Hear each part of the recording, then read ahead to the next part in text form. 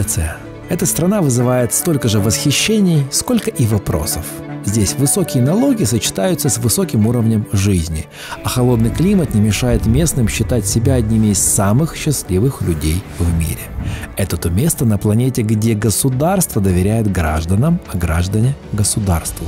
Для одних Швеция – это страна строгого минимализма и уюта, для других – идеал социального государства. Кто-то считает, что жизнь здесь слишком спокойная и предсказуемая.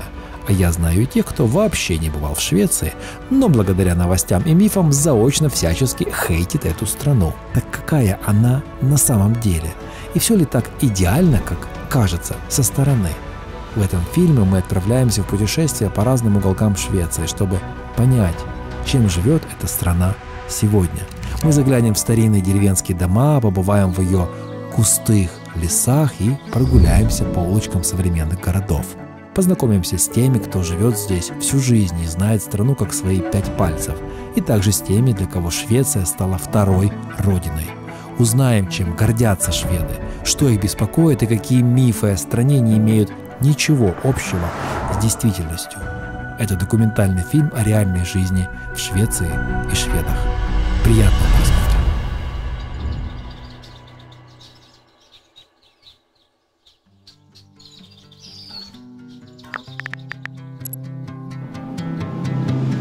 Стокгольм.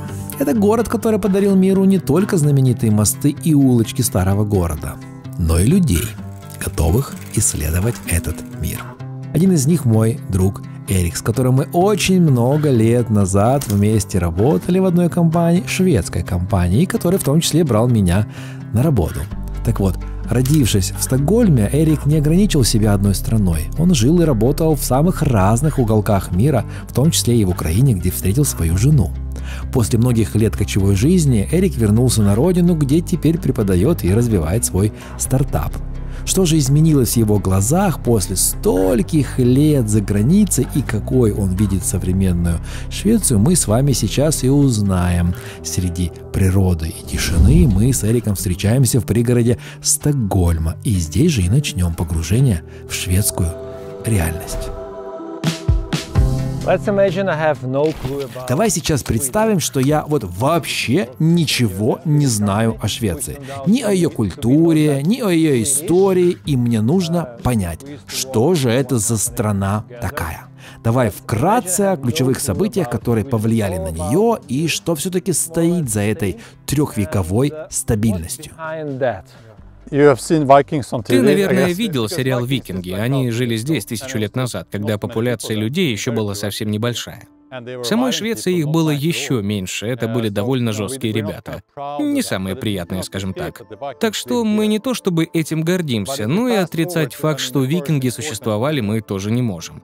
Если перемотать вперед, первая важная дата — 1523 год, когда Густав Васа стал королем Швеции. Примерно тогда у нас появился Риксбанк, один из первых центральных банков в мире. И тогда же создали крону, одну из первых регулируемых валют с физическими монетами. Банк был довольно известен, можешь загуглить, потом почитать, если тебе интересно. И вот Густав Васа начал объединять страну и строить королевство. Ему приходилось отвоевывать земли у Дании, и в конечном итоге его сыновья, если я правильно помню, занялись этим. К концу 16 века Швеция уже стала выглядеть примерно так, как она выглядит сегодня. Затем у нас появилось протестанство как государственная религия. Протестантские церкви очень простые, без золота, без особых церемоний. Просто деревянные стены, никаких излишеств. Ну да, Иисус там есть, конечно, но все выглядит довольно скромно. И примерно в этот же период начали формироваться ценности моего поколения. Не ожидать слишком многого, не выделяться, не пытаться демонстрировать богатство. У нас вообще не принято хвастаться деньгами, это не показатель высокого статуса. Потом была Полтава в 1709 году, где-то через 100 лет, когда мы воевали вместе с вами против русских и проиграли. В то время Швеция была огромной, занимала большую часть Европы. Но после Полтавы начала терять позиции и больше не участвовала в войнах. С тех пор мы и держимся в стороне от любых политических конфликтов. Во время мировых войн, которые были ужасно тяжелыми для вашей страны, мы практически не участвовали в битвах и не потеряли людей. Поэтому, когда после Второй мировой наступил мир, наша промышленность оказалась в идеальном положении для роста. С этого момента начались золотые десятилетия — 50-е, 60-е, 70-е, когда экономика Швеции росла невероятно быстро, и страна вошла в число самых богатых в мире по ВВП на душу населения.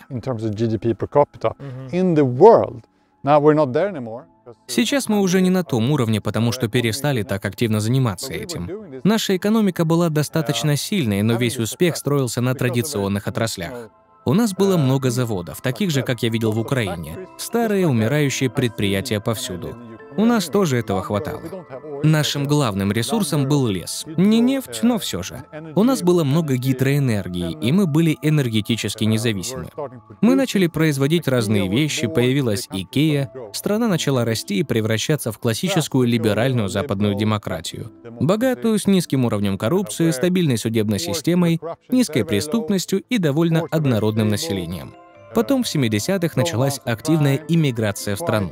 В 1979 году, например, приехало много иранцев. В основном интеллигенция, и все шло хорошо.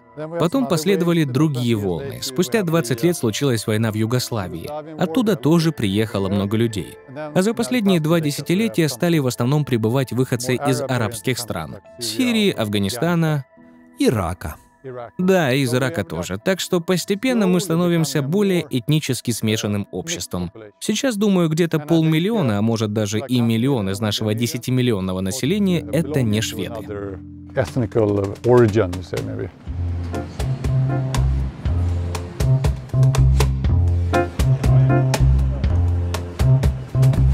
Если быть точным, то количество иммигрантов в Швеции уже превысило 2 миллиона человек, что составляет 1/5 часть населения. Так вот, эта страна давно известна своей открытостью к иммигрантам. Но легко ли стать частью шведского общества? А Алекс – один из тех, кто точно знает ответ. В Швецию он попал еще младенцем, когда его привезла из Африки и усыновила шведская семья. С тех пор он живет здесь. Его история – это взгляд на страну глазами человека, который, несмотря на то, что родился в другом мире, сумел укорениться и сделать Швецию своим домом. Чтобы встретиться с ним, мы отправились в Гетеборг, в совсем другую часть Швеции. Этот город отличается своей непринужденной атмосферой и особенным характером.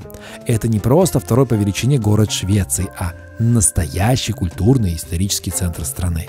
Вообще Гетеборг знаменит как центр шведской морской промышленности и является крупнейшим портом. Но, несмотря на свою промышленную мощь, все равно остается очень уютным и гостеприимным местечком.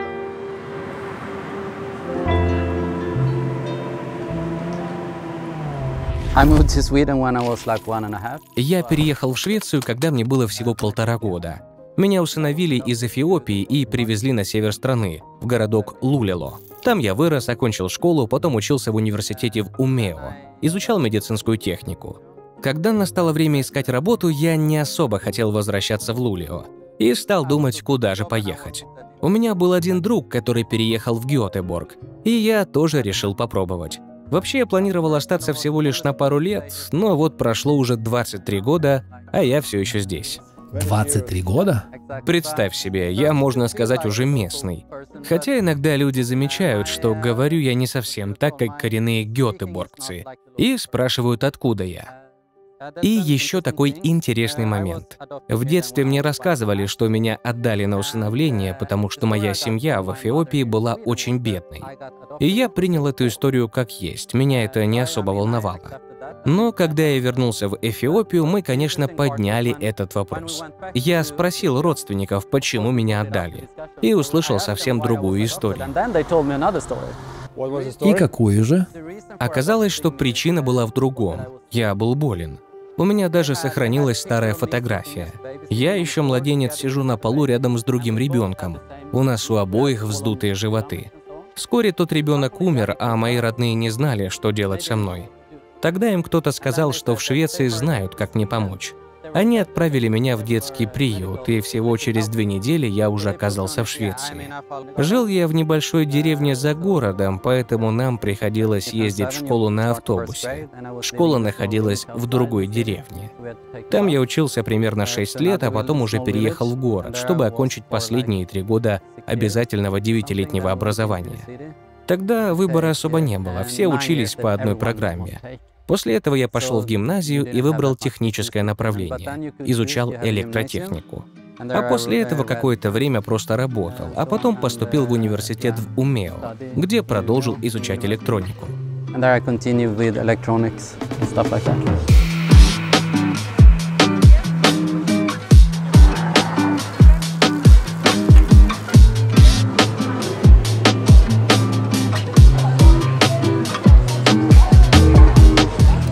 Население Швеции сегодня это 10 миллионов человек. Да. И как минимум 500 000 из них иммигранты. Да. Как ты думаешь, они смогли полностью интегрироваться? Как вообще происходит этот процесс? Думаю, это всегда сложно. В Швеции с этим тоже не все гладко. Мы небольшая северная нация с протестантской культурой, долгой историей стабильности и многими поколениями людей с деньгами. Такое общество не очень легко поддается изменениям. Здесь все устроено довольно устойчиво, и у нас есть давняя традиция сотрудничества между рабочими и владельцами капитала. В 30-х годах было заключено соглашение Сальтшебатсофтолет. Оно установило правила взаимодействия между профсоюзами и владельцами заводов, что помогло создать гармоничное общество. Когда в страну приезжает большое количество людей, которые отличаются от нас, мы не всегда умеем их интегрировать. В результате их начинают селить в определенных районах, и они живут сами по себе. Как и любая группа, оказавшаяся вне общества, они сталкиваются с трудностями, с поиском работы, с адаптацией. Вот, например, в Швеции на последних выборах партия, выступающая против иммиграции, набрала 20% голосов. Это означает, что каждый 5-й швед не поддерживает партию, которая фактически против иммиграции. Но открыто тебе об этом тут никто никогда не скажет. Мало кто признается, что голосует за эту партию. Из-за толерантности? Да, потому что в Швеции считается неправильным такое вражеское отношение к другим. Подожди, получается, люди голосуют за эту партию, потому что она по сути отражает то, что они сами не могут выразить из-за своей толерантности? Именно. Они анонимно голосуют за эту партию. Это их способ выразить свое мнение, не опасаясь осуждения. Шведы народ закрытый, как я уже сказал. Мы не любим конфликтовать, не особо выражаем свои чувства и мысли, поэтому выражаем это через свой выбор политиков.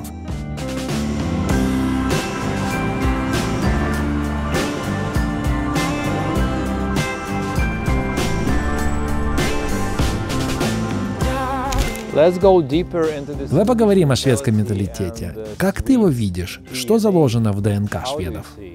В целом люди здесь очень доброжелательные, но я бы сказал, что шведы не сразу идут на контакт. Они не такие открытые, пока ты не окажешься, скажем так, по ту сторону занавеса, не станешь частью их ближайшего круга. Особенно для приезжих шведы могут показаться закрытыми. Например, в Стокгольме, по моему опыту, люди еще более сдержанные. В Гётеборге, наоборот, атмосфера посвободнее. Даже в таких мелочах, как посадка в автобус. В Стокгольме все выстраиваются в очередь, а в Гётеборге просто заходят как придется. Здесь люди чаще заводят случайные разговоры просто так, без причины. В Стокгольме такого практически нет. Почему так? Не знаю, может, это дух Гётеборга. Здесь считается, что местные более веселые, любят шутить. Может, поэтому люди и ведут себя иначе. Еще многое зависит от региона. Например, север, откуда я родом, говорят, что люди там медлительные и неразговорчивые. Но это, честно говоря, стереотип.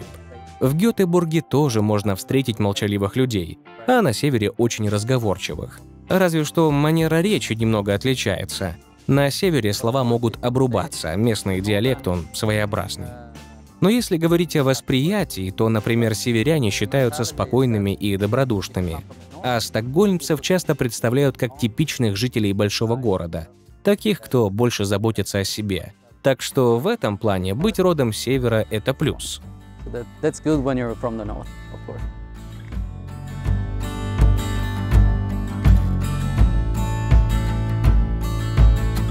Швеция – это страна, о которой ходит очень много мифов. Кто-то видит в ней образец идеального устройства общества, а кто-то место, где жизнь будто застыла в идеальном порядке. И от этого можно умереть от скуки. Но что из этого правда? Сейчас и узнаем. Знакомьтесь, это Карл. Он видел, как страна менялась последние 50 лет и знает ее такой, какой не покажут путеводители. Карл покажет нам свою Швецию, без иллюзий, но с настоящей любовью. Кстати, с Карлом нас познакомила Валерия, участница выпуска «Экспаты Швеция», который выходил 1,5 года назад. Так вот, Карл ее дядя по отчиму, то есть дядя по бонус-папе. Если хотите узнать, кто такой бонус-папа, посмотрите, пожалуйста, тот выпуск, Лера там рассказывала. Так вот, Лера с нами сегодня проведет этот день вместе. А мы сейчас прыгаем в машину и отправляемся в деревню Бротбю. Карл уверен, чтобы увидеть настоящую Швецию, нужно выехать за пределы Стокгольма. Именно так раньше жило 90% населения. Ну а Карл продолжает жить так и сейчас. Сегодня он откроет для нас двери своего 150-летнего дома и покажет, как выглядит Швеция, которую больше не встретишь в городах.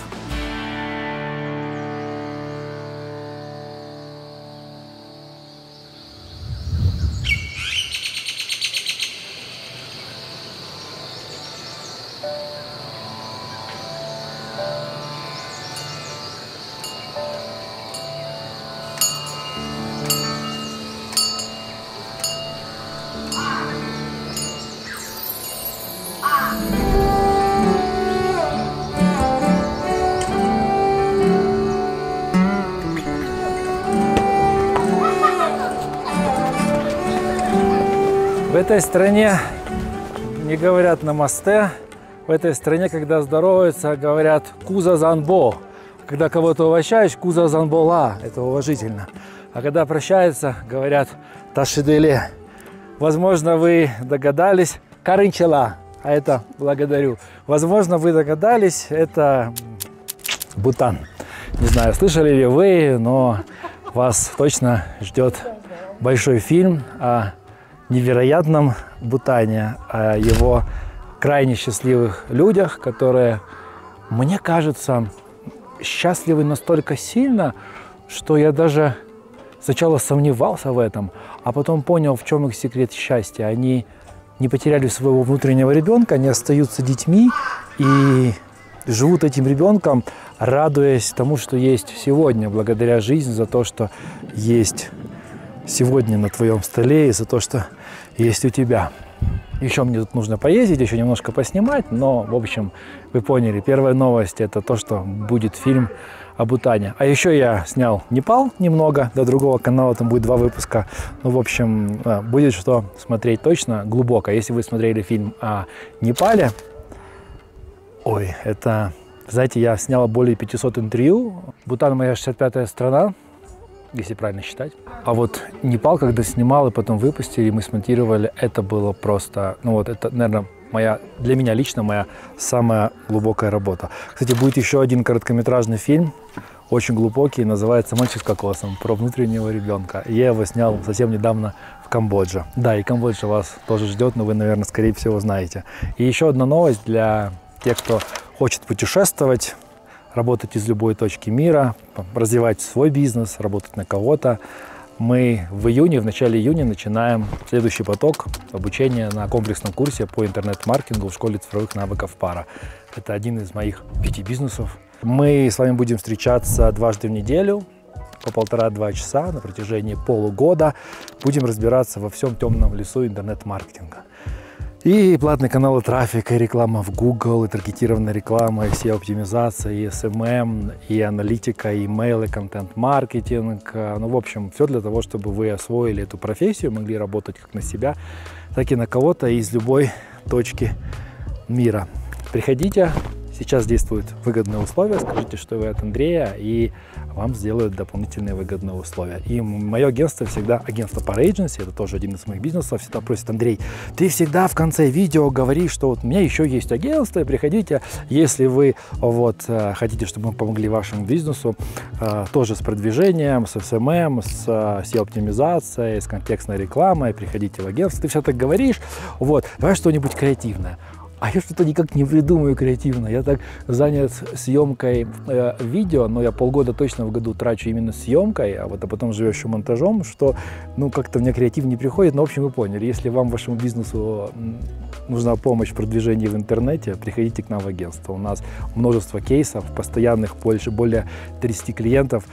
Стараемся делать как для себя. Если вы осознанный предприниматель, либо будущий предприниматель, приходите, поможем и в этом. Все детали есть, как всегда, в описании к видео. Ну да, я чуть-чуть сейчас задыхаюсь. Мы на высоте почти 3000 метров. Мы в центре Бутана находимся. Сюда мало туристов вообще. Приезжают люди на меня, смотрят местные. Это вообще деревня. Да, это вот деревня, ступы Будды, вот это вот домики, все, где живут люди. Ну, в общем, вы все поняли, все детали есть в описании к видео о Бутане. Ждите. И да, кстати, если вы смотрите с телевизора, то, таких больше половины, то не поленитесь, поставьте видео на паузу, зайдите, пожалуйста, с телефона, поставьте лайк, напишите комментарий, что вы благодарны, не благодарны, что нравится, не нравится, подпишитесь, если вдруг еще каким-то образом не подписаны. Ну, все, я пошел.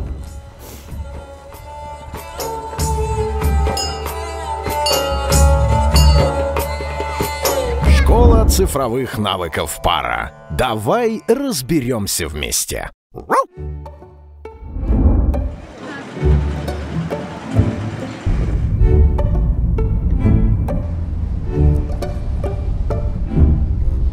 Сейчас мы проезжаем пригород Стокгольма – Дандерют. 100 лет назад это был район у воды, где художники, писатели и богема проводили лето. В 50-е и 70-е годы он стал популярным по другим причинам, а теперь это один из самых богатых муниципалитетов Швеции, наряду с Лидинге и некоторыми районами недалеко от Мальме, где ты, скорее всего, тоже побываешь. Вы живете там? Я? Нет, ты что? Я простой парень из деревни. И при этом вы ездите на 2 Теслах? Мы с моей женой Биргиттой решили, а почему бы не заменить 2 машины на одну? Да, это делает нас менее мобильными, но зато мы получили более качественный автомобиль и при этом снизили расходы. Люди часто смотрят только на цену машины, но не учитывают общую стоимость владения. А если у тебя еще и солнечные панели, которые вырабатывают электроэнергию, то за зарядку машины вообще можно практически не платить. Вам здесь вообще хватает солнечных дней, чтобы получать электричество от солнечных панелей? Ты знаешь, хороший вопрос. Нет, конечно, это не выручает в течение года. Мы не получаем счетов с марта по декабрь, потому что мы не платим. В январе и феврале солнца, конечно, мало, но с марта оно возвращается, и потом у нас его очень много в мае, июне и июле. Потом световой день снова начинает уменьшаться, но в это время у нас уже в запасе много энергии, которую мы не тратили. И нам за это еще и платят. Ага, то есть вы отдаете лишнюю энергию какой-то компании? Да, энергетической компании. И она вам за это платит? Не совсем. Это как если бы мы откладывали киловатт-часы в банке. Это как депозит в банке электричества? Да, и даже когда у нас не хватает солнца в октябре, ноябре и декабре, они берут энергию с того же счета. И нам не приходится платить. 50% электроэнергии в Швеции вырабатывается на гидроэлектростанциях. Каждый киловатт-час, который я получаю от солнца, это энергию, которую не нужно забирать у гидроэлектростанций. А значит, вода остается в резервуарах. В Норвегии, если не ошибаюсь, более 90-95% электроэнергии – это гидроэнергетика. То есть у них с этим все прекрасно. И в этом есть парадокс. Норвегия – одна из самых богатых стран, с крупнейшими нефтяными фондами в мире, но при этом сама использует именно гидроэнергию. Они прекрасно осознают противоречие между колоссальными доходами от нефти и тем, что человечеству необходимо избавляться от ископаемого топлива. Сколько вы проинвестировали в солнечные батареи? Мы установили солнечные панели 2,5 года назад. Обошлось нам это в 9000 евро с запасом на 6000 киловатт-часов в год. Это примерно на 30 квадратных метров. И если говорить о расходе топлива, раньше у нас были машины на бензине и дизеле. А при цене около 2 евро за литр в Швеции можно несложно прикинуть. Вложения окупились меньше, чем за 2,5 года, потому что я ездил довольно много. Одна из вещей, которой я горжусь, это политика прозрачности нашего правительства. Практически все государственные учреждения, школы, полиция, министерства, социальные службы ведут открытые протоколы заседаний. Любой может посмотреть, что обсуждалось, а многие встречи даже транслируются в прямом эфире. Любой желающий, даже ты, может прийти в парламент и послушать заседание. Этот принцип открытости – ключ к низкому уровню коррупции в стране.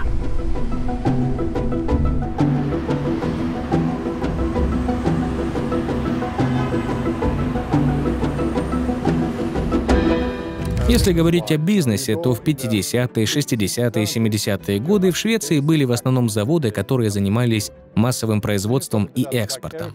Затем начался рост. Например, Ericsson начал выпускать телефоны. В 80-е и 90-е годы сфера услуг стала расти. Компании начали не просто производить товар, а создавать дополнительные сервисы, улучшать то, что уже производят. Если раньше просто делали железо, то потом начали разрабатывать на его основе, например, оборудование для шахт в Украине, в Донецке и в других местах. В 2000-е годы, когда в Швеции только начали появляться бизнесы, связанные с интернетом, случился резкий спад. Но уже к 2010 году появились новые компании, такие как Spotify, всемирно известный бренд, который стал популярным еще в 2009-2010 году. Skype тоже шведская компания. Подожди, основатель Skype — это же вроде тот парень-эстонец, который раньше тоже работал в MTG. Да, только там было два человека. Один эстонец, он занимался программированием, а Никлас Зенстрём, швед, больше отвечал за ведение бизнеса. Они оба раньше работали в Теле2, в той же группе, что и мы, а потом создали Skype. После этого появились такие компании, как Spotify, например, и Klarna, которая сейчас очень популярна. Также появились компании, предлагающие модели «Купи сейчас, плати потом», которые сейчас очень распространены в Штатах. Все это случилось в тот же период, и это был настоящий бум новых компаний, после 20-30 лет затишья. За эти 30 лет все очень изменилось, и теперь эти компании буквально захватили целый мир. И я не могу этим не гордиться, это все-таки подтверждает, что инновационные процессы могут происходить даже в таких социалистических системах. Ну да, ты платишь огромные налоги, около 60%, и ты знаешь, что твоя страна поддержит тебя и поддерживала на протяжении последних 300 лет. Не 10 лет, не 30, не 50, целых 300 лет. Это как минимум 5 поколений, а то и больше. Нет, гораздо больше. Вот видишь, то есть ты можешь быть уверен, что страна тебя поддержит. У тебя будет отличное здравоохранение, хорошее образование, отличная экология. Твоя страна заботится о тебе. Ты можешь чувствовать себя комфортно и не быть в этом постоянном стрессе. Моя жена украинка всегда говорит, что шведы кажутся очень уверенными в себе и всегда готовыми попробовать новое. И я думаю, что как раз-таки все, о чем мы сейчас говорили, влияет на эту уверенность, особенно в сравнении с другими народами. И поэтому шведам легче рисковать и пробовать что-то новое.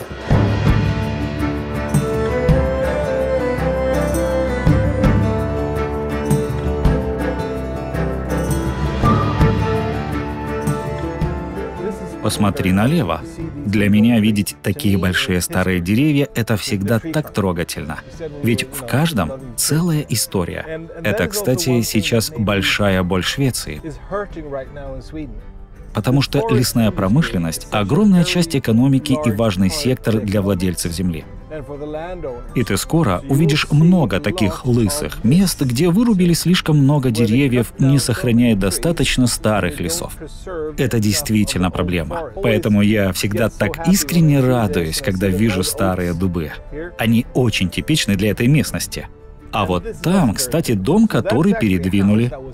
Тот, что мы видим вон там? Да, только это не мой дом, а моего друга. Древесина очень легко переносится. Каждое бревно как лего. Думаю, что старая технология снова вернется, потому что экономически и экологически бессмысленно сегодня строить дома, которые не рассчитаны на срок больше 50 лет. А эти дома стоят уже 300-400 лет. Для кого это выгодно? Аллемансрятен — это право, которое позволяет мне тут припарковать машину и поставить палатку. И оставаться здесь, гулять, сколько захочется. Земля принадлежит всем, за исключением некоторых случаев. Если у тебя есть скот, коровы, овцы или что-то подобное, туда не стоит заходить. Конечно, ты можешь, но это не рекомендуется. А я могу поставить палатку и остаться на день или два где угодно, лишь бы не быть в прямом поле зрения от дома. Это также означает, что я могу собирать ягоды, грибы, яблоки где угодно, но не близко к дому. Это право каждого шведа — пользоваться природой и иметь к ней доступ.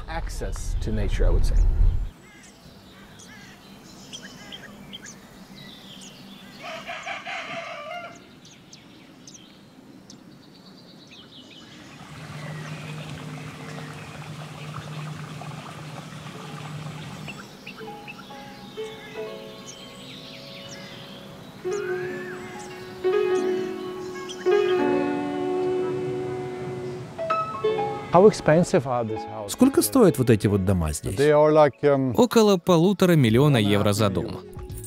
1,5 миллиона, и это где-то 200 квадратных метров. Да, плюс хороший участок. И еще не забывай, мы близко к морю. Жизнь у моря всегда дороже, а земля подальше дешевле. Мне кажется, даже если я и захочу купить здесь дом, его просто не будет в продаже. В Швеции на самом деле очень хорошо налажен рынок недвижимости. Риэлторы объединились и создали компанию под названием Hemnet. На этом сайте можно найти все дома и квартиры, которые выставлены на продажу. Они продаются разными риэлторами, но для удобства все объявления собраны на одном сайте. Я покажу тебе чуть позже. Это по сути как Хитта, или как оно там называется? Да, типа того. Можно ввести Эрик Бьоркман, и ты получаешь всю информацию о нем. Сколько он зарабатывает, где он живет, на ком он женат, есть ли у него машина, какие у него соседи, кто живет в этом районе. Да, абсолютно все. Кстати, знаешь, во всем остальном мире вот это вот, по-моему, называется шведской... Да, шведской ходьбой. Я не думаю, что это прям что-то шведское, но много людей этим занимаются. Это называется скандинавская ходьба. Точно. Очень полезная для здоровья. Добрый день. Приветствую. Вот у него точно со здоровьем все хорошо. Ой, у меня такие же есть. Да? Да, правда, сегодня с собой не взял. Скоро еду в Непал, вот туда точно возьму. Как часто вы этим занимаетесь? Каждый день? Да, 3 раза в день. По сколько часов? Вообще, я обычно хожу чуть быстрее. Занимает где-то минут 20 целый маршрут обойти. 3 раза в день? Да, хожу так по 3 раза в день. Это очень круто. Да. Выходит, где-то 1 километр каждый день. Меня зовут Андрей, я из Украины, мне 44. А вам сколько? 82. 82? Шведы же обычно живут около 90, да? А я хочу прожить еще дольше. Вы-то точно проживете дольше. Вы наверняка очень многих переживете. Ну что ж, приятно было познакомиться. Удачи вам. Ты же вообще должен знать, что шведы живут больше, чем 90 лет. Ну, женщины живут тут как минимум до 90. Мужчины чуть меньше, около 88 лет. Но все равно это очень много. Это своего рода KPI. Если люди живут долго, то значит счастливо. Правда же?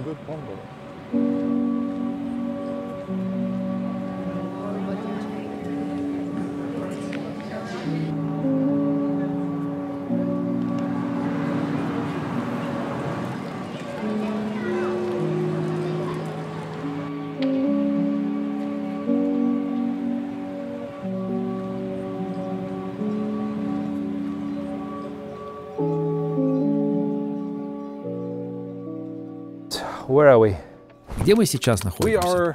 Мы примерно в 30 километрах к северу от Стокгольма, в самой обычной шведской сельской местности. И я бы сказал, что именно так жило 80-90% шведов где-то 100-150 лет назад, до и во время индустриализации. Тогда людям приходилось переезжать в города, потому что им нужна была работа, а промышленности — рабочие руки. Так что все, что ты видишь вокруг — типичные дома с земляными погребами, где находится картошка и прочее. В погребе температура почти 0 градусов, и никаких технологий не нужно. У вас есть запасы продовольствия на год, 2, 5? Сейчас скорее для хозяйства. Но раньше, думаю, люди держали запас как минимум на 2 года. О, я думаю, это реально полезно. Да, согласен. Это же что-то, что идет от планеты и не требует абсолютно ничего. Да. И, как видишь, вокруг нас одни поля.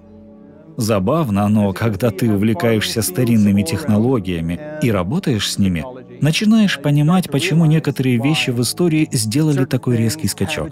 А вот, например, как думаешь, почему двигатель внутреннего сгорания и автомобили дали такой мощный толчок вперед? Мы говорим о революционных технологиях, о новшествах. Почему все произошло так быстро? Почему? Расскажите. Ты попробуй сам подумать.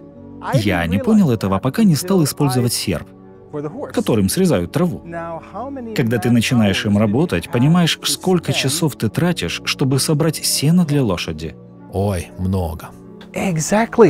Точно. Так вот, с финансовой точки зрения, зачем мне тратить 80% времени на то, чтобы добыть корм для лошади, чтобы она пережила зиму?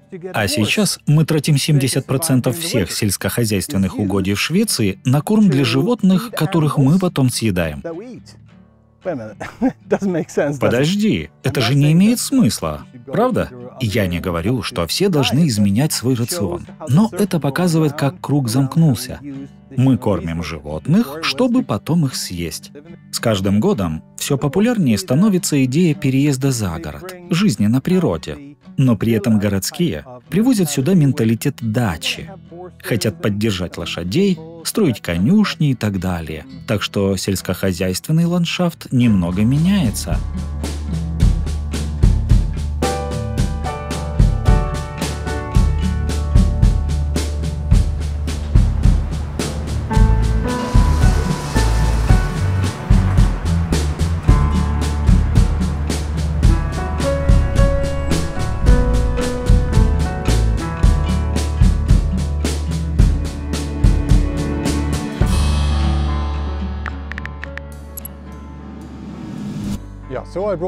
Вот я привел тебя сюда. Это место, которое, на мой взгляд, очень важно, если ты собираешься говорить о бизнесе в Швеции. Ведь Швеция известна своими успешными компаниями. Начнем с Abba, группа, которая в 70-х была одной из самых известных в мире. И вот парни из этой группы теперь владельцы еще кучи других успешных бизнесов. Один из них, кстати, живет здесь, Бьорн. Я думаю, ты его знаешь. Тут недвижимость стоит не меньше 10 миллионов евро, просто чтобы ты понимал, как живут крупные шведские бизнесмены. А вон тот дом принадлежит одному из йохников, владельцев Oriflame. Помню, когда-то он продавался за 8 миллионов. Он на маленьком острове, так что мы в очень модном месте. Но обрати внимание на лодки. Здесь нет гигантских яхт или роскошных судов. Люди предпочитают жить скромно. Даже если они владельцы целых дворцов, они ездят на обычных машинах и покупают обычные скромные лодки. Это сейчас про лагом? Да, в чем-то это про лагом. Не выделяться, не светиться богатством, но при этом жить комфортно. Видишь, вот там те голубые штуки. Это все Даниэль Эк, основатель Spotify, который купил целый остров за 50 миллионов евро и теперь реставрирует свой дом. Там очень много строителей задействовано, и это займет годы, скорее всего. Но рано или поздно, думаю, достроят. И, как я уже говорил, это отличный пример того, что в Швеции можно добиться невероятного успеха. И что это возможно даже сейчас, а не только 100 лет назад. Кто тут живет? Не владельцы ли Икея, случайно? Они бы никогда здесь не жили. Почему? Весь бренд IKEA построен на шведской скромности. Они никогда не захотят ассоциироваться с таким местом. Они сами родом из Смоланда, другой части Швеции, где их знают как трудолюбивых и скромных людей, которые много работают и развивают свои бизнес-проекты. И вот один такой небольшой бизнес по производству мебели превратился во всемирно известную компанию. На самом деле, мне кажется, что сама идея «собери мебель сам» — это отголосок шведского социализма, как способ намекнуть людям, что они должны делать это сами, а не попросить кого-то сделать это за них. Ну и, конечно же, сыграло большую роль экономическое преимущество такой концепции, благодаря чему мебель IKEA уже который год пользуется огромной популярностью по всему миру.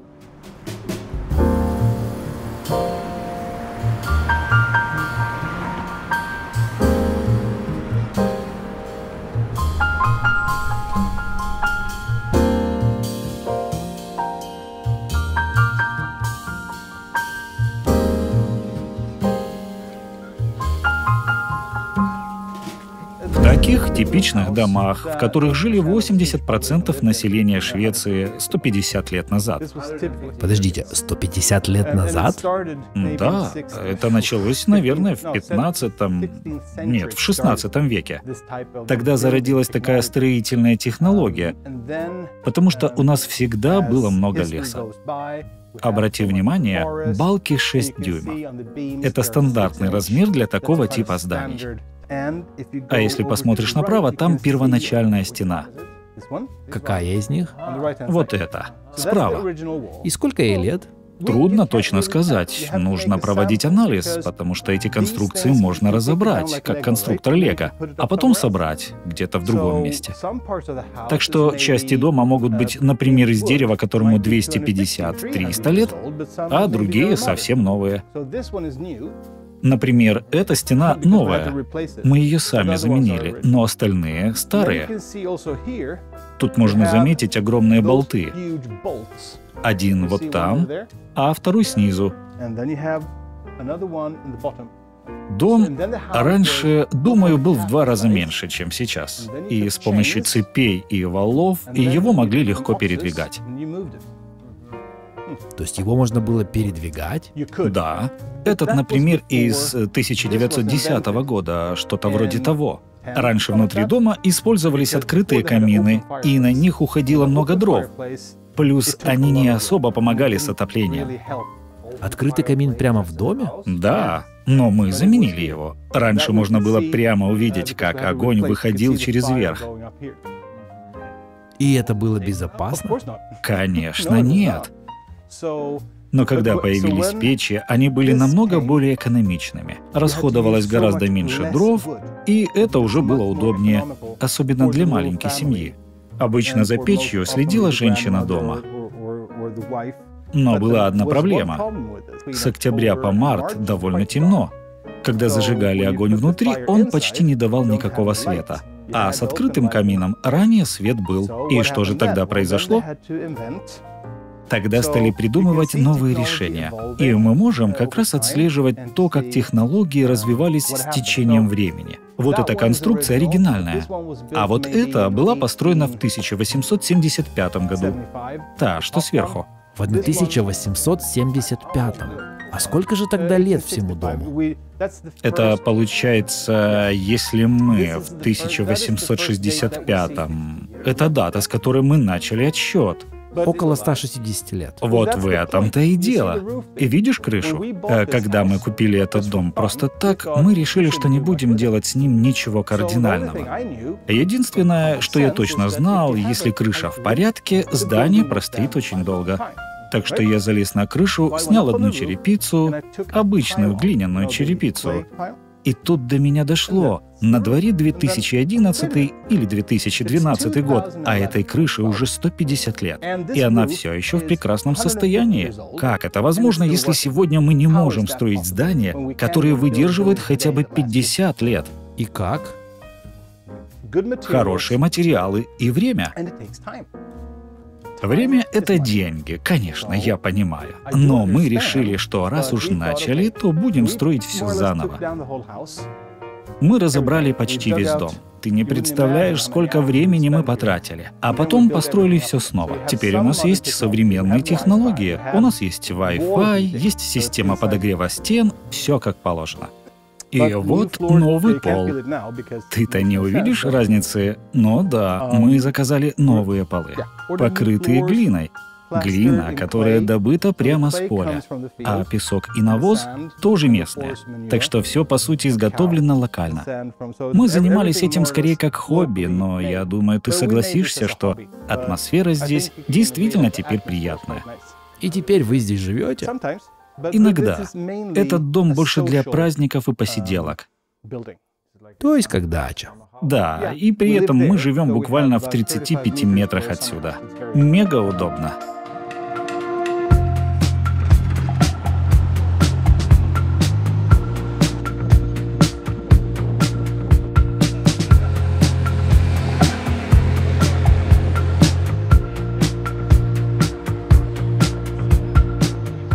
А вот и дождик пошел. Давай немного о шведском климате. Я бывал в Швеции в основном зимой. И все, что я хотел, если честно, это сбежать. О, да. Помню, как в 8 или 9, или даже в 10 вечера, я не помню точно, ребята в баре, где я тогда часто бывал, сказали мне: заказывай алкоголь сейчас, потому что мы закрываемся через 5 минут. Я такой: как закрываетесь? Вы же работаете до 12. Они мне: у нас лицензия, разрешающая до 8 продавать. И все снова стали в очередь за пивом, коктейлями, другими там разными напитками. И не потому, что бар закрывался, а потому что они переставали продавать алкоголь. О да, последний вагон. Я думаю, что такое много где, просто здесь это происходит довольно рано. Это делается для того, чтобы люди не напивались, вот и все. А в Стокгольме люди могут заказывать алкоголь допоздна и пить до упаду. У нас есть монополия на продажу алкоголя, его нельзя купить в обычных магазинах. Он продается только в госмагазинах, что-то вроде того, как было в Советском Союзе. Я не уверен, насколько у вас это тогда контролировалось, но у нас это еще жестче. Эта система была введена после Второй мировой, потому что в Швеции люди стали пить слишком много. Особенно работники заводов, и они просто не приходили вовремя на работу. Нужно было снизить уровень пьянства, и изначально идея заключалась не в том, чтобы регулировать продажу алкоголя. Но, конечно, пришлось это сделать. И как ты думаешь, что люди начали делать? Самогон, да. Но полиция преследовала и жестко наказывала за такое.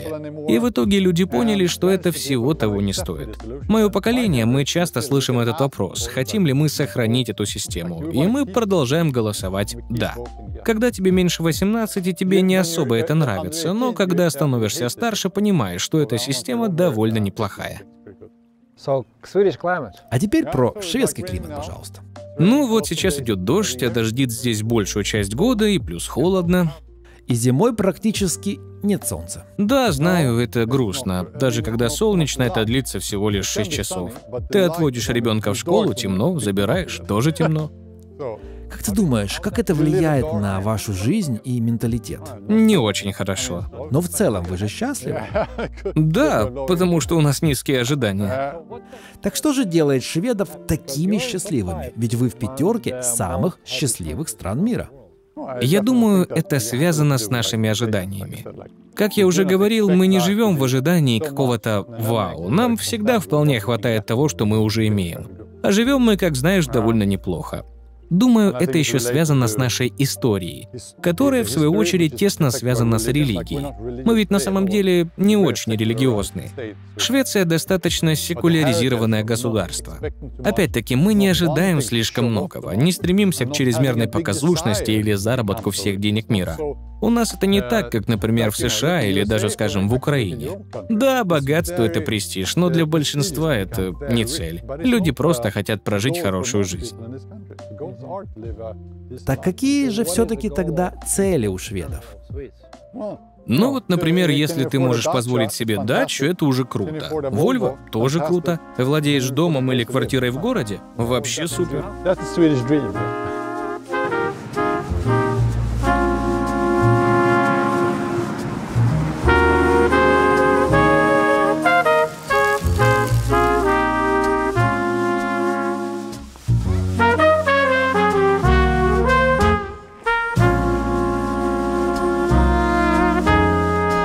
А сейчас пора уже на фику. Это все-таки очень по-шведски, правда? И было бы почти преступлением... Если мы не сделаем сейчас фику. Точно. Она у вас обычно дважды в день? Ну, на самом деле фика может быть чем угодно. От простой чашки кофе до полноценного перерыва с булочками. Обычно на работе это происходит хотя бы раз в день, а иногда и 2. Но это, по сути, короткая пауза. Назовем это просто перерывом, с чашкой кофе или чая. Если посмотреть на международную статистику, Швеция и Финляндия, кажется, занимают лидирующие места по потреблению кофе на душу населения. И это не единственное, в чем Швеция выделяется. Есть вещи, которыми я горжусь, а есть те, которыми не очень. Я горжусь тем, что у нас есть свободная пресса. Свободная пресса — это одна из самых важных вещей, по-моему, чтобы люди могли высказывать свои мнения. Давайте поговорим о понятии лагал. Что это такое, как вы это понимаете, чувствуете, и как бы вы это описали, что это на самом деле? Это про золотую середину. Когда чего-то просто достаточно. Сколько денег тебе действительно нужно? Сколько соуса тебе нужно на стейке? Просто достаточно. Слово само по себе пришло к нам из давних времен, когда мы выходили в моря на кораблях. Вот, представь, что мы гребем в лодке. Ты на этой стороне, я на другой. И вместе мы команда. Лаг — это команда. Будь то команда гребцов или что-то подобное. А ом — это полный круг. Представь, у меня есть что-то, и я передаю это тебе, и его еще должно хватить на всю команду. Это лагет ом. То есть оно должно обойти всех, чтобы каждому досталось хотя бы по чуть-чуть. Потому что если ты заберешь все себе, ну, тогда мы с тобой уже не друзья. Правда? Так что должно быть ровно столько, чтобы всем было хорошо, чтобы каждый получил свою долю. Вот откуда слово «лагом». Интересно, а если связать с ом, которая из медитации, но это больше как аум?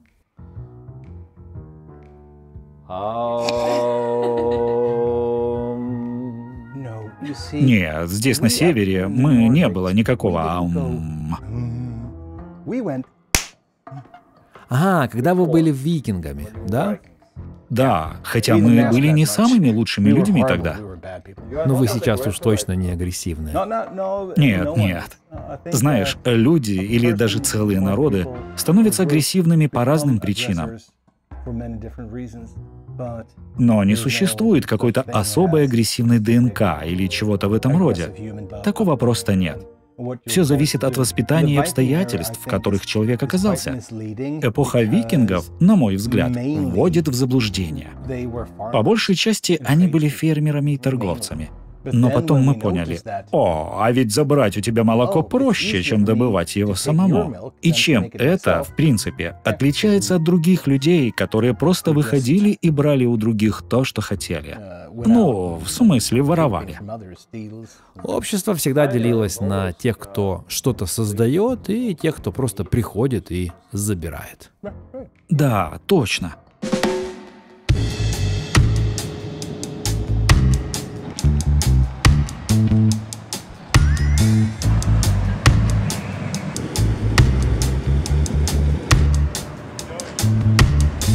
Можешь, пожалуйста, рассказать о каких-нибудь странностях местного населения? Мы иногда бываем чересчур порядочны. Не даем себе достаточно свободы. Я вот наблюдаю за датчанами, они живут не так долго, как мы, но они пьют больше, они громче, более эмоциональные. У нас, шведов, есть такая особенность — заботиться о себе и жить самостоятельно. И мне кажется, это сильно препятствует передаче традиций и сохранению нашей культуры. Вот, например, в других странах бабушки и дедушки активно общаются с внуками. И, как ты еще говорил, это часто дети обеспечивают своих родителей в старости. Такие семьи видятся гораздо чаще и передают следующим поколениям традиции, знания и истории. Мы же обычно живем по отдельности, и все это теряет свою важность. Это наша большая слабость, утрата того, что когда-то было частью нашей национальной идентичности. Например, вот у вас, у детей, есть народные сказки или стихи, которые они учат наизусть. У нас такого вообще нет. То есть многое просто теряется и забывается.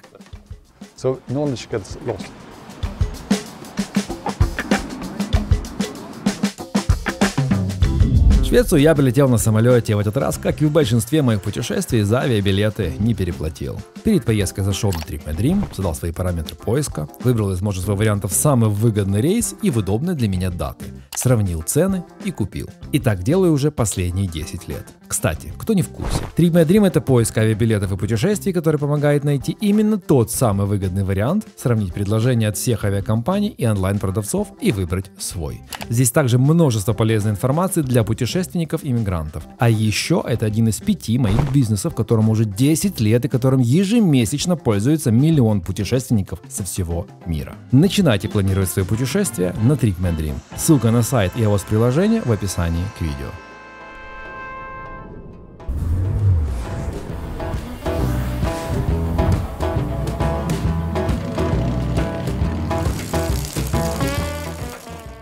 Знаете, в разных странах по-разному. Где-то в семье главный мужчина, а где-то и женщина. Ты про матриархат и патриархат? Да, а как у вас с этим? И в целом, как принято в Швеции? Хороший вопрос. Думаю, многое зависит от воспитания и окружения. Даже в соседних деревнях или городах могут быть совершенно разные традиции. Все определяется тем, какие сильные личности были в семье. Мужчина, женщина, неважно. Но вот понятие главного человека в семье, нам это не близко. Мы не любим культ сильного лидера ни в государстве, ни в доме. Вера в сильную руку, которая придет и всех спасет, это опасный путь. Очень опасный. Так что нет, это не наш вариант. Если кто-то пытается взять на себя такую роль, им придется нелегко. Надеюсь, так будет и дальше. Последние годы в Швецию приезжает, давайте скажем честно, много мигрантов. Да, и им, конечно, бывает непросто. Я слышал, что при населении в 10 миллионов, минимум 500 000 это приезжие из других стран. Как минимум. Какие, по-вашему, есть у этого плюсы и какие минусы? Ох, ну эта тема на 10 часов минимум. Потому что миграция — это основополагающий прогресс для любой страны, точнее региона. Я вообще не люблю понятие «страны», мне ближе идея регионов. Но это же естественно — смешиваться, путешествовать, исследовать. Мы всегда так делали, с самого появления человечества. Ведь если общество изолировано, оно постепенно деградирует. А мы все знаем, к чему приводит инбридинг, да? Сейчас все происходит гораздо быстрее. Если где-то взрывается бомба или людей начинают преследовать, они могут буквально за несколько дней изменить свою жизнь, уехать, спастись. Раньше это было немыслимо. Например, в 2015 году в Швецию за короткий срок приехали 100 000 мигрантов. Такого просто никто не ожидал. И, конечно, когда изменения происходят так стремительно, неизбежны трения, конфликты. Это естественно. Но, знаешь, мне стыдно. Не за Швецию, а за человечество в целом. Мне стыдно, что мы до сих пор разделяем людей по принципу «кто нам ближе». Если это норвежец, датчанин или финн, он как будто свой.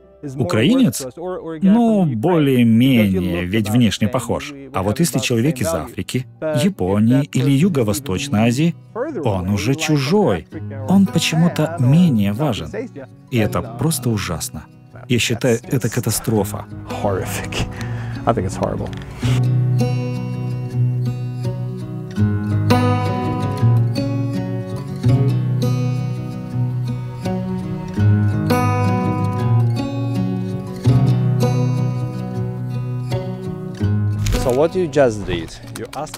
Ты бы только что попросил меня убрать сумку в багажник. Зачем?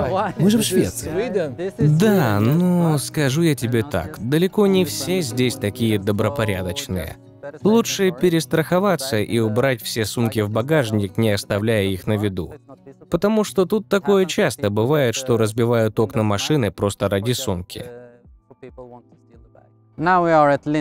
Сейчас мы с тобой находимся в очень современном районе Гетеборга, называется Линдхёльмен. Здесь постоянно строятся новые здания, и это место стало центром высоких технологий. Сюда стали переезжать крупные компании – Ericsson, Volvo Cars, Polestar. Вот, например, новый отель Radisson SAS. Район очень активно развивается. Здесь строят не только офисные здания, но и жилые дома. Вот это вот вроде бы самое высокое здание в Гетеборге, да? Да, и не только в Гетеборге. Это самое высокое здание во всей Швеции и вообще в скандинавских странах. Называется Корлатунет. Но, как я уже говорил, в Гетеборге любят шутить, давать вещам забавные прозвища. Поэтому многие называют его ширинкой. Посмотри на свои джинсы, молния на них выглядит точно так же. Ты работаешь в Polestar. Я раньше даже не слышал о таком бренде. Это электромобили, насколько я вот понял. Компанией частично владеет Volvo и Geely. Но Volvo же вроде бы тоже теперь принадлежит Geely, или как? Какая-то не совсем шведская компания получается. Ну, на самом деле Volvo не принадлежит Geely напрямую. У них штаб-квартира по-прежнему в Швеции, и основная разработка ведется здесь. А чем именно ты занимаешься в этой компании? Я работаю в области зарядки, занимаюсь зарядными устройствами в автомобилях. В каждой машине есть встроенное зарядное устройство, которое позволяет заряжать ее разными способами. Я тестирую автомобили, проверяю, как работает зарядка, чтобы все функционировало как надо.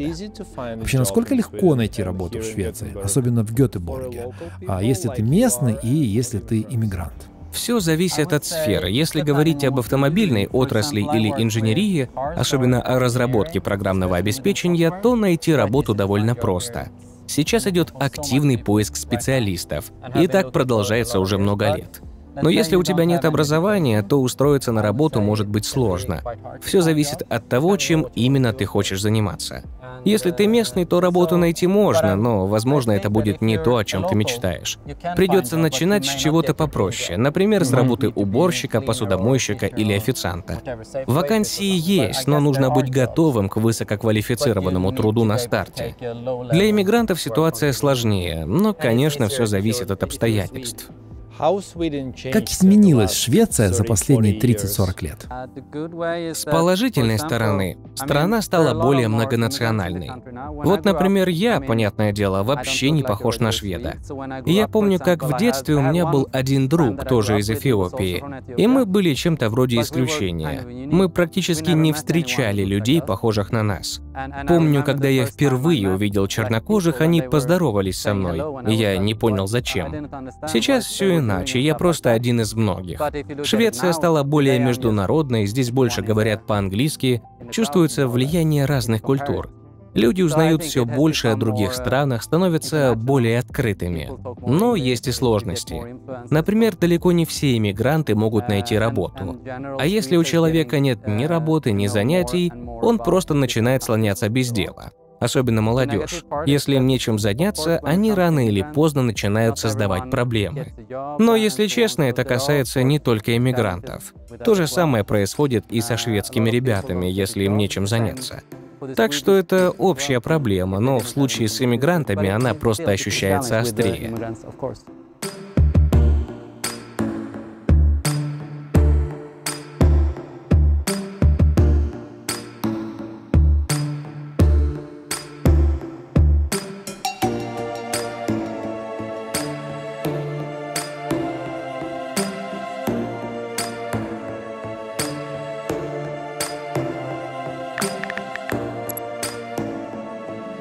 Как насчет стоимости жизни в Швеции и в Стокгольме? Не думаю, что это слишком дорого. Снять квартиру вполне реально, если нужно. Квартира площадью 70 метров квадратных в городе будет стоить, наверное, 1500, может быть, даже 2. А вот еда, да, она дорогая. Ну, для этого нужно встать в очередь, да? Если хочешь получить хорошую квартиру. Ну, если ты готов платить, то можно получить квартиру довольно быстро, просто предложение ограничено из-за нашей системы. Все не так просто, как это было в Советском Союзе. И, если честно, не уверен, как с этим в Украине, но вряд ли вы можете получить квартиру бесплатно. Все равно кто-то другой владеет этой квартирой. В Швеции половина квартир частные, как, например, та, в которой мы живем.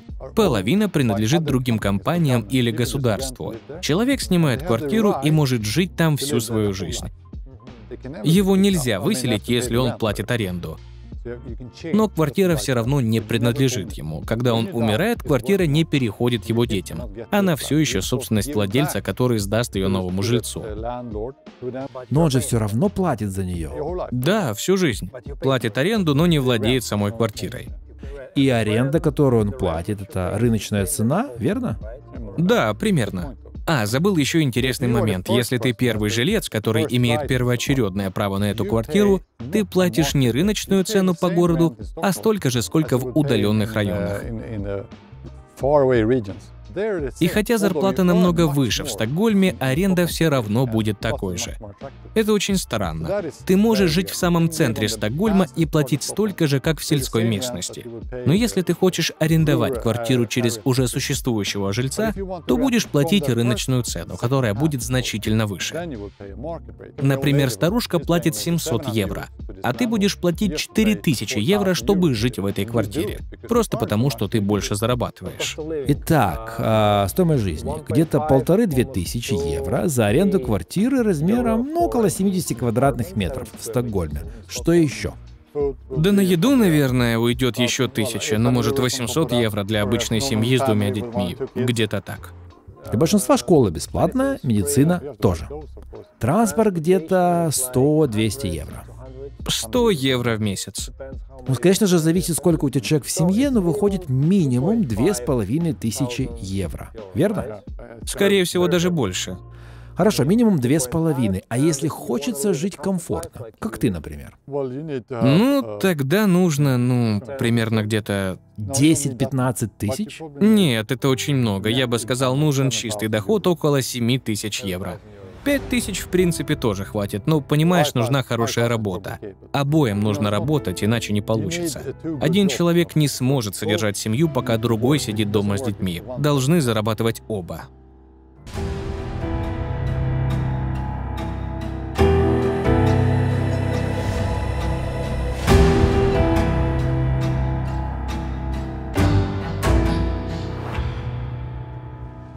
В вашей семье, так же, как у большинства шведов, например, вы и ваша партнерша. Вот вы платите все 50 на 50 в ресторане, по счетам, при покупке дома. В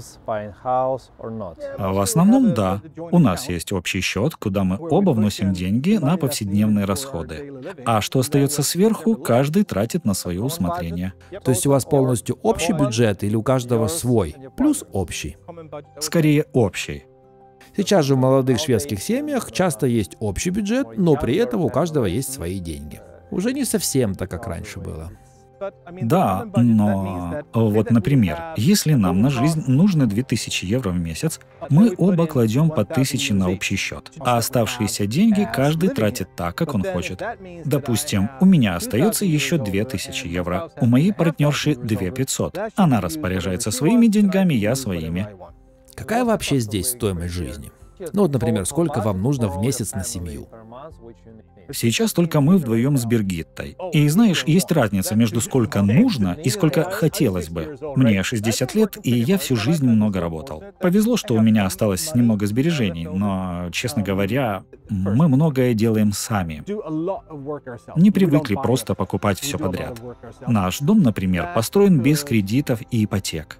Так что, думаю, я мог бы спокойно прожить на 1000 евро в месяц. На 1000 евро в месяц? Да, я думаю, я бы справился. Это на одного или на двоих? Ну, условно, на нас с Биргиттой. Мы вложились бы в эту сумму. Все остальное — это уже роскошь. Когда люди говорят, что им нужно 3000 евро в месяц, я всегда спрашиваю, а на что? Это не необходимость, это комфорт. Раскройте, пожалуйста, секрет. Почему все шведские дома красные? Ну, это легко объяснить. Какой основной компонент красной краски? Без понятия. Медь. А, точно, медь. Да, и есть специальное название для этого оттенка. Эта краска традиционная. Вот, например, эти два дома, один окрашен подделкой, это масляная краска, а другой настоящий. Настоящая краска делается из меди. Берется ее оксид, смешивается с водой и другими компонентами, а потом просто наносится на стены. Как по мне, идеальный цвет. Я его просто обожаю. Вообще, Швеция когда-то владела одной из крупнейших медных шахт в Европе. И ее разработка началась еще в 13-14 веке. Вот почему здесь так много красных домов. А как такие дома строят? Эти дома деревянные. В принципе, это более современный метод. Классический каркас 2×4 или массивные бревна толщиной около 6 дюймов. Такой способ строительства был популярен до 1920-30-х годов. Если у тебя были деньги, можно было заказать каменный дом.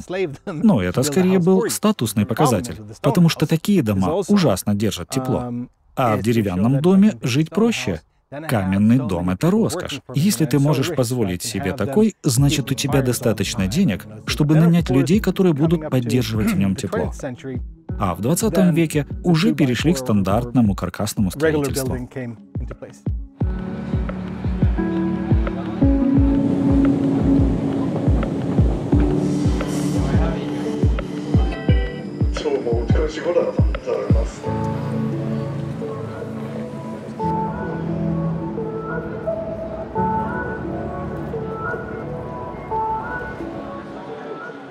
Расскажи про этот район, где мы сейчас. Смотрю, бары аж забиты людьми. Просто потому, что сегодня пятница.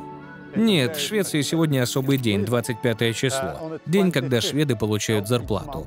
У нас нет авансов, только одна выплата в месяц.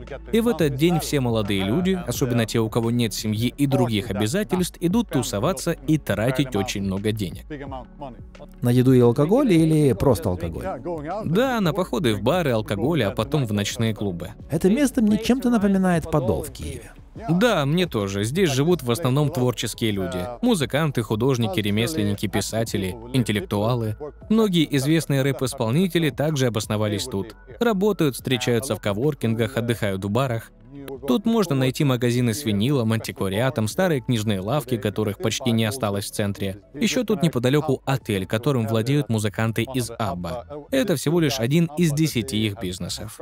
Есть несколько вариантов регистрации бизнеса. Нужно определиться, ты хочешь работать как фрилансер, открыть небольшую фирму или создать общество с ограниченной ответственностью. Раньше для обществ с ограниченной ответственностью требовалось 10 тысяч евро, но теперь порог снизили до 5 тысяч. Без этого компанию зарегистрировать нельзя. Аудит не обязателен, но если бизнес крупный, то без него не обойтись. Это еще около 2000 евро в год. Поэтому лучше сразу запускать что-то прибыльное. С юридической точки зрения в Швеции все устроено довольно удобно. Есть специальный сайт, который координирует работу всех государственных органов, занимающихся регистрацией бизнеса. Через него можно подать заявку и официально открыть компанию. У меня на все ушло около месяца. За это время название компании зарегистрировали, защитили патентом и так далее. Причем я сделал все сам, без юристов и консультантов. Нужно просто немного разобраться в информации на сайте, но процесс довольно понятный. После этого остается открыть банковский счет, подключить аудитора, внести уставной капитал, и компания официально создана. Эти деньги можно потом использовать, например, для закупки товаров. Конечно, на 5000 евро особо не развернешься, поэтому многие либо сразу запускают консалтинговый бизнес, чтобы получать доход, либо идут по нашему пути. Мы запускали подписочный сервис с аудиосказками. Это означало, что сначала нам нужно создать контент, маркетинг и само приложение. Нам требовалась сумма гораздо больше, чем 5000. Поэтому мы обратились к 20 инвесторам. В основном к знакомым людям, с которыми мы уже работали. Они были готовы вложиться, и в итоге мы привлекли 50 тысяч, отдав за это 15% компании. Эти деньги пошли на разработку, создание контента и запуск приложения. А как только оно вышло, мы сразу начали брать плату за подписку и получать первый доход. О чем ваш бизнес и как вам пришла эта идея? Наш бизнес — это AI-ассистент для родителей, который помогает им укладывать детей спать. Когда родители укладывают детей от 0 до 8 лет, им нужна дополнительная помощь помимо обычного вечернего ритуала. Обычно они читают книгу или рассказывают сказку, и ребенок засыпает, но это не всегда работает. В нашем приложении собрано более 100 сказок, специально созданных для сна, совместно с экспертами по сну. Эти истории особенные, они не страшные, не учат морали и не слишком возбуждают фантазию ребенка. В них нет неожиданных поворотов сюжета, и сами истории идут плавно. Это не просто рассказы о космосе или абстрактных вещах, а полноценные истории с небольшим количеством персонажей, минимумом диалогов и множеством описаний, чтобы ребенок мог представлять происходящее, но не вовлекаться слишком активно в сюжет. Наратор говорит медленно, делая паузы. Да, чтобы ребенок мог полностью расслабиться. Да, и с помощью ИИ родители могут создавать уникальные истории для своего ребенка, персонализированные под него. Могут сами их записывать. В США, например, мы уже наблюдаем большой интерес к этому. Какие у вас налоги, как у стартапа? Есть ли какие-то налоговые льготы или особые условия? Нет никаких особых льгот. Например, в Великобритании стартапы могут получать возврат средств за исследования и разработки. Если компания разрабатывает приложение, подходящее под категорию Research and Development, оно может вернуть деньги через налоговые льготы. В Швеции такого нет. Единственное, пока компания работает в убыток, налог на прибыль не платится. То есть пока у вас убыток, да? Да, именно, но мы все равно платим подоходный налог на зарплаты сотрудников. Еще есть НДС, но этим занимается аудит. В целом льгот для стартапов нет. Нет никаких специальных виз для стартапов. Нет, ничего такого. То есть вообще никаких особых условий. Нет. Единственное, в Швеции есть государственная кредитная организация Almi, которая выдает кредиты даже очень рискованным стартапам. В моей ситуации, когда компания еще в убытке, я бы никогда не смог получить кредит в обычном банке. Но Almi может дать займ, и процент по нему немного выше, чем в обычном банке. Это отличная возможность для высокорисковых проектов. Мы, например, получили кредит на $100 тысяч, и это нам очень помогло.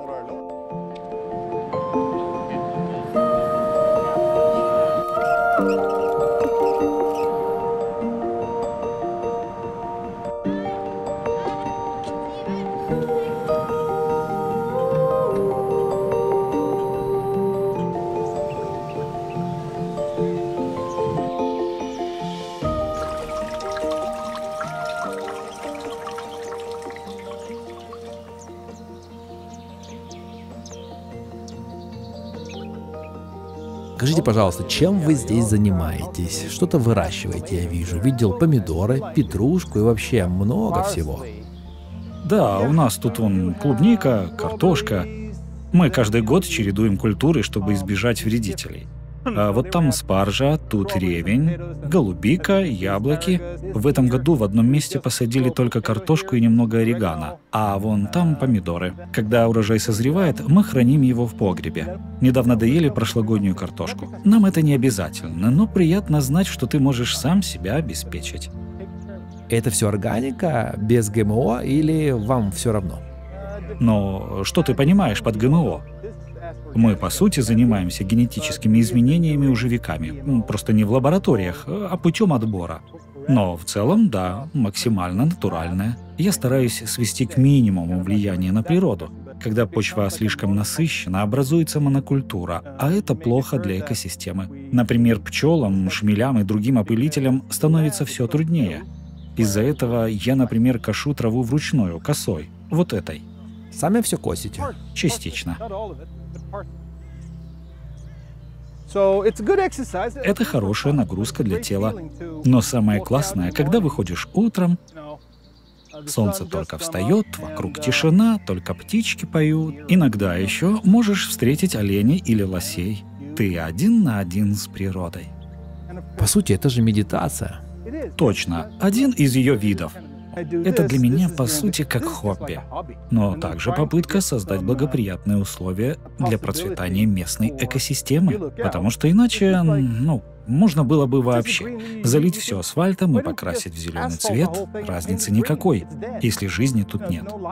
Поэтому, если мы хотим, чтобы природа помогала нам, чтобы здесь что-то росло, мы должны дать ей шанс восстановиться.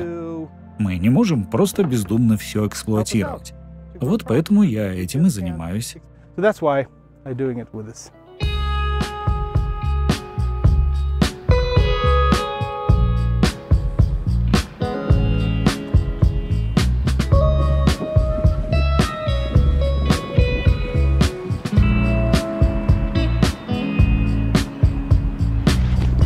Вижу здесь много молодых людей. Думаю, что большинство из них на кого-то работает. Сколько можно зарабатывать в Швеции, если работать на государство, в крупных компаниях или, например, на себя?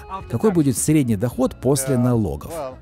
Если зарабатывать в госсекторе, то, например, в 40 лет зарплата будет около 7-8 тысяч евро в месяц. После налогов на руки остается около 4,5 тысяч евро. В частных компаниях зарплаты могут быть намного выше, до 20 тысяч евро. Но есть вакансии с оплатой от 3000. Самые низкооплачиваемые работы дают около 3000 евро брутто. После налогов остается около 2000 евро. Например, если работать водителем автобуса. То есть минимальная зарплата — это около 2000 евро на руки. А если ты, допустим, руководитель, очень умный, работаешь суперэффективно, можно ли поднять свой заработок до 20 тысяч евро? Это скорее реальность для очень ограниченного круга людей.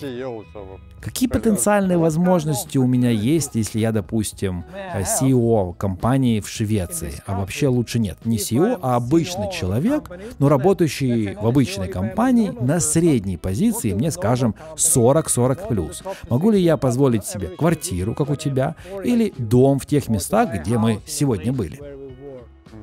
Ну, для этого нужны деньги, которые ты понимаешь заранее. Значит, мне нужно, чтобы мне родители помогли или почку продать. Или получить наследство, да. Получается, в такой замечательной стране невозможно купить квартиру, имея 500 000 евро. Невозможно. 1,5 миллиона? Нет. Ты жил в очень многих странах по всему миру. Можешь, пожалуйста, сравнить Швецию с другими странами и назвать 5 плюсов и 5 минусов жизни здесь? Да, вот плюсы. Безопасность, стабильность, экологичность. Есть хорошие возможности, потому что рынок богатый. Если у тебя хороший продукт или услуга, есть покупательская способность. И эта система, ты не будешь обманут. Если твой бизнес не удастся, то только потому, что продукт или твоя услуга недостаточно хороши, а не потому, что здесь кто-то пытается украсть твой бизнес или подал на тебя в суд. Здесь такого нет, и никто даже не допускает мысли о том, что такое может случиться. Минусы — это не минус лично для меня, но для моей жены — да. Она считает, что здесь немного скучно. Люди не такие живые, недостаточно спонтанные. Трудно влиться в общество как иностранец, потому что иммигрантов здесь не так много. Особенно если сравнивать, например, с Лондоном. Здесь их гораздо меньше. Хотя, с другой стороны, в Киеве их еще меньше. Думаю, для иностранца влиться в общество в Киеве еще труднее, но везде так. Многие иммигранты говорят: я не могу влиться в шведское общество, не могу завести шведских друзей. Я не могу позволить себе хорошую квартиру, даже если мы с женой будем работать всю жизнь. Именно. Вам придется жить в скучном пригороде, где вы вряд ли чего-то добьетесь. Поэтому тут довольно сложно продвигаться по социальной лестнице. Здесь холодно и темно 6 месяцев в году, так что полгода ты живешь в полумраке. Ты едешь на работу, когда еще темно, забираешь детей из школы в темноте, возвращаешься с работы тоже в темноте. Зато все те часы, когда есть хоть какой-то свет, ты проводишь в офисе. Налоги здесь тоже очень большие, как ты уже знаешь, и это отнимает мотивацию у многих. Я лично не против этого, мне по душе социализм, поэтому для меня это не проблема. Но я понимаю, что для некоторых это может быть большим минусом. Моя жена еще говорит: вы все выглядите одинаково, где индивидуальность? Но мы совсем не против этого, быть похожими друг на друга. Возможно, это связано с тем, что Швеция маленькая страна. Вот такие вот минусы. Пожалуйста, продолжи это предложение. Швеция — это страна для всех. А особенно для тех, кто часто сталкивается с трудностями, будь то в учебе или со здоровьем. Это фантастическая страна. Швеция определенно страна не для суперамбициозных и тех, кто не любит помогать другим. Благодарю тебя, мой друг, благодарю. Береги себя.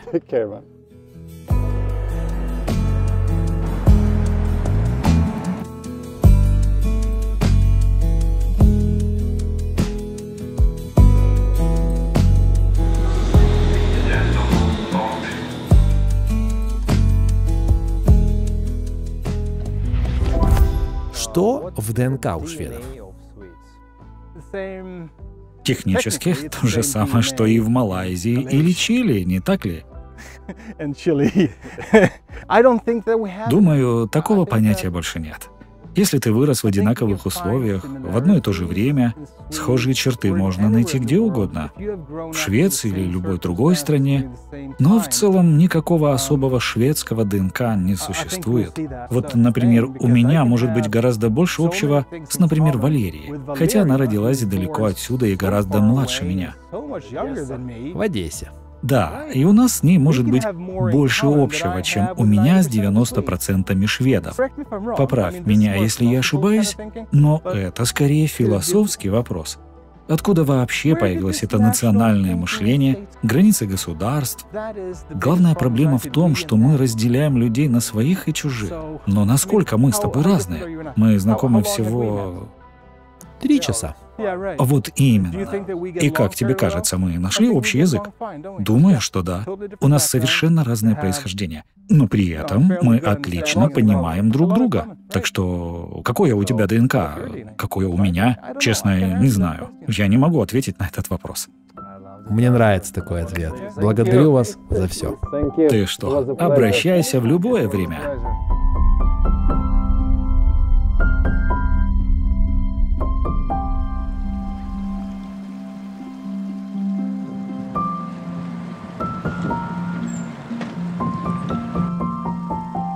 Кстати, Швеция – одна из самых экологически чистых стран в мире. Природа здесь не просто часть жизни шведов, она формирует их характер и мировоззрение. Шведы обожают прогулки по лесу, кемпинг и сбор ягод. А право свободного доступа к природе закреплено даже в законах. Но кто же заботится об этих бескрайних и диких лесах? Знакомьтесь, это Ханс. Он лесник и человек, который глубоко знаком с природой и следит за ее состоянием, как никто другой. Для многих шведов лес – это просто место для отдыха и прогулки, а для Ханса это целый мир, наполненный жизнью и смыслом. Каково это быть хранителем шведских лесов? И что же привело его в такую уникальную профессию?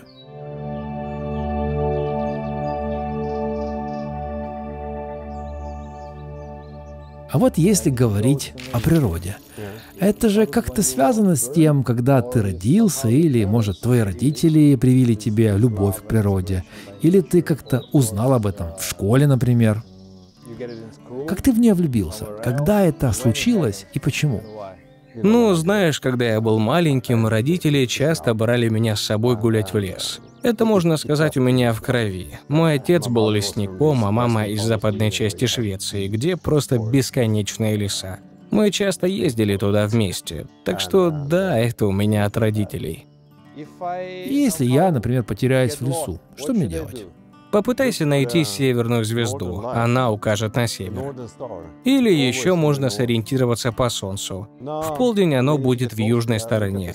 Но на самом деле лучше вообще не теряться. А если я, например, тут буду жить?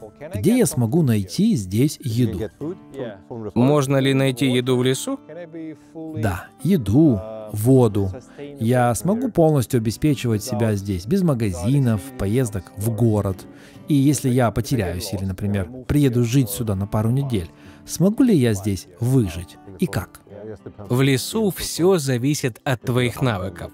Конечно, если ты занимаешься охотой, то важно, какие у тебя инструменты. Но если говорить буквально о выживании, то ты сможешь выжить, пока у тебя будет вода.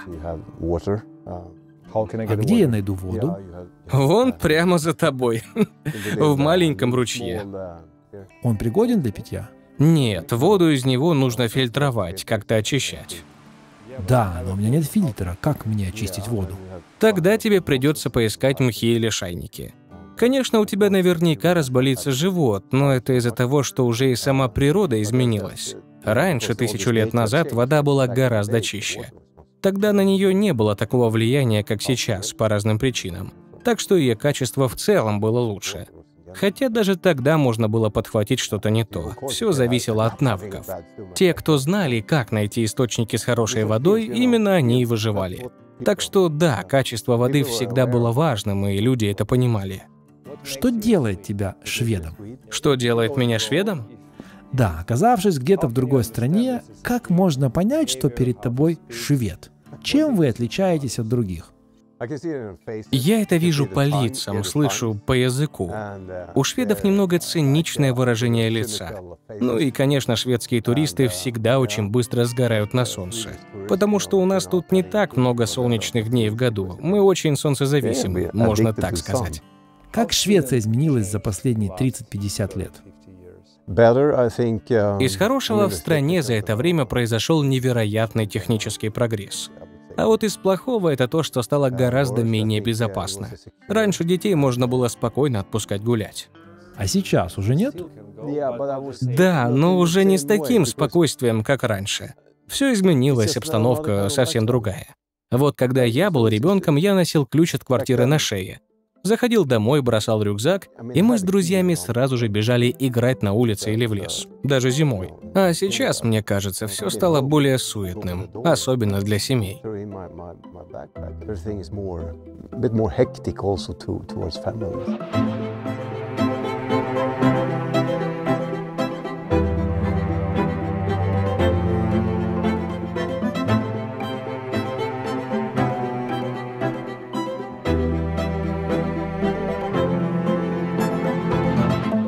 У меня на полке несколько десятков книг, и 2 из них — это книги, которые просто открываешь и проживаешь так много жизни просто от того, что там есть.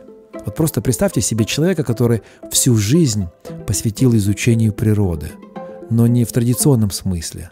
Бу — художник и иллюстратор, ему почти 90, и он до сих пор рисует, делает наброски и не утратил любопытства к нашему миру. Это не просто художник, он исследователь. В молодости он участвовал в экспедициях, находя редкие виды цветов по всей Скандинавии и за ее пределами. Он переносил их на бумагу, создавая настоящую ботаническую летопись. Это моя самая большая книга. Она очень тяжелая. Сколько же времени вы потратили на иллюстрации для нее? Но около 15 лет. 15 лет. Да, я проехал всю Скандинавию, от юга Дании до Шпицбергена, в поисках всех этих видов. И сколько их здесь? Думаю, около 3000. Вы нашли 3000 видов только в пределах Скандинавии? Да, они все отсюда. Вам кто-нибудь помогал в этом? Со мной был писатель Леонард Штейнберг. Он ботаник. Мы вместе путешествовали. Эта книга только об орхидеях? Да, тут только орхидеи, в том числе из Крыма. Помню, я был в Крыму в 73-м. И нам очень помог один ботаник из Ялты, из ботанического сада. Юрий, знаешь его? Нет, его лично не знаю, но бывал в том ботсаду.